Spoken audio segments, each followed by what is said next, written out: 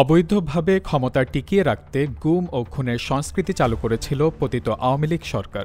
বিভিন্ন সংস্থার হিসেবে এসেছে, এই সরকারের শাসনামলে বিচার বহির্ভূত গুম খুনের শিকার হয়েছেন প্রায় ৪,০০০ মানুষ। ৬ অক্টোবর সোমবার আন্তর্জাতিক অপরাধ ট্রাইব্যুনালে চিফ প্রসিকিউটর মোহাম্মদ তাজুল ইসলাম জানান, আলোচিত গুমের কয়েকটি মামলার তদন্ত রিপোর্ট এই সপ্তাহের মধ্যেই দাখিল করা হবে। এসব মামলার প্রধান আসামি হিসেবে সাবেক প্রধানমন্ত্রী ও জিয়াউল আহসান সহ অনেকেই অভিযুক্ত। বিচারের সময়কাল নিয়ে শঙ্কা প্রকাশকারীদের উদ্দেশ্যে চিফ প্রসিকিউটর বলেন, তদন্ত চলাকালীন যে সময়টুকু দরকার ছিল সেগুলো পার হয়েছে। তদন্ত রিপোর্টগুলো হাতে আসার পর একটার পর একটা করেই ফর্মাল চার্জ দাখিল হচ্ছে, বিচারের আনুষ্ঠানিক যাত্রা শুরু হয়েছে, অনেকগুলো মামলার চূড়ান্ত পর্বে রয়েছে।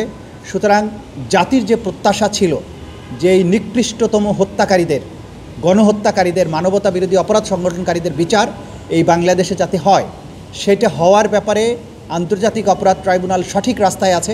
তারা দৃঢ় প্রতিজ্ঞার নিয়ে এই কাজটা করে যাচ্ছেন। আমরা আশা করছি। ওবায়দুল কাদেরের মামলা প্রসঙ্গে তিনি বলেন, এগুলো ম্যাচিউর স্টেজেই আছে, যথাসময়ে তার ফলাফল আপনারা দেখতে পাবেন। প্রত্যেককে বিচারের মুখোমুখি হতে হবে। কেউ পার পেয়ে যাবেন, কাউকে দায়মুক্তি দেওয়া হবে, কেউ পালিয়ে বাঁচার চেষ্টা করবেন, এ ধরনের দুরাশা করে লাভ নেই। ন্যায় বিচার সবসময় তার নিজ গতিতেই চলবে।